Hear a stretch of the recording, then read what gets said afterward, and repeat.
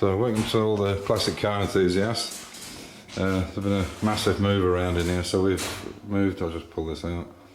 We've moved the track day car out the front here because once we get the subframes built up, we'll take it round onto the ramp, put the subframes on once they're actually built.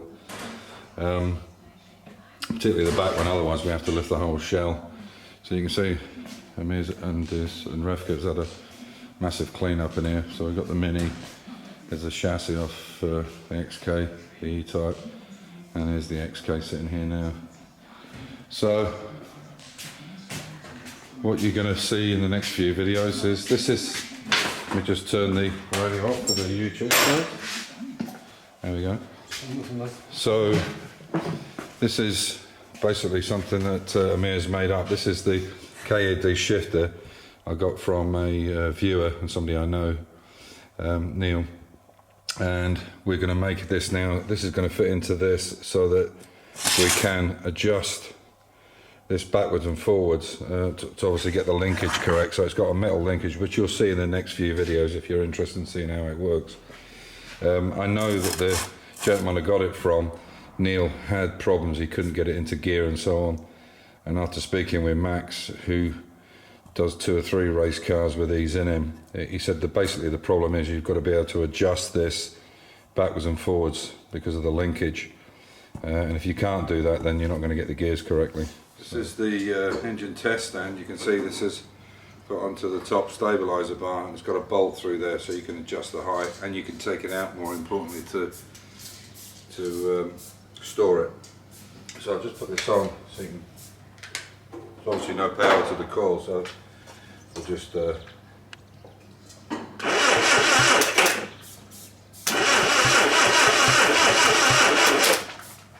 you go. So that's going to work pretty well, I think. So this is this beanie hat is from Sean C. He kindly sent over. He's been using this on the buses. So yeah, Sean, use for. And there you can see there's a light on the top, and that's got 3 different settings on that light.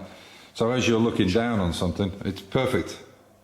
We actually, there you go, different lights, click, and one more. There you go. Perfect situation. And just when you take this, you can just, as you can see there, you can just pop it out, and then you just put it into if you can just take that end off for me. USB charger. There you go, and just recharge it. Perfect. Perfect for what you. So if you're interested in that, you can get it from 3M,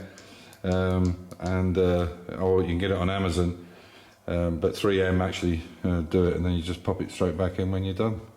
So if you're interested in one of them, just have a look. I'll try and put I believe Sean sent me the site, so I'll let you know. So if you're interested in seeing how we made this little test jig, obviously it rolls around. This particular one has been built for Paul Jeffries, that's building the 1310 for my track day car.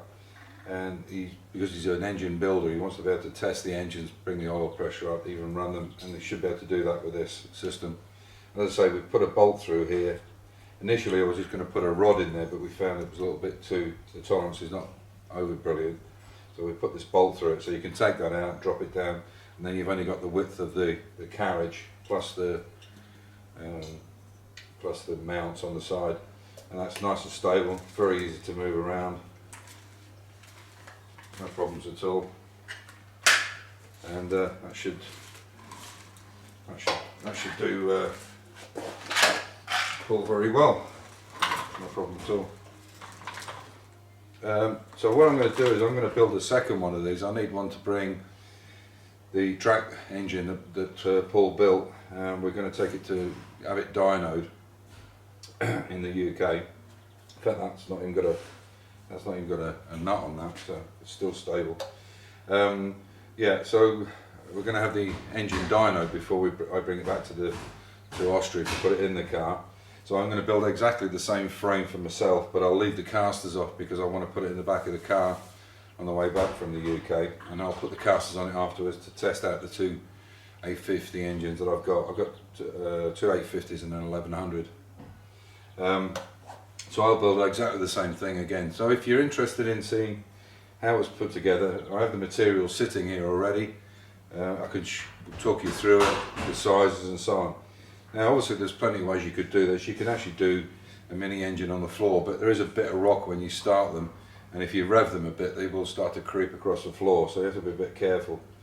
With this system you can move it around the workshop, and you could even take it outside because of the exhaust. So if you're interested, and I get enough people who are interested, then I'll do a video showing how I knocked it up. It's not a big job, materials are reasonably cheap, and it's a great way of testing the engine before you put it in. So on that note, as usual, stay safe, keep the faith, enjoy your hobby. Bye for now.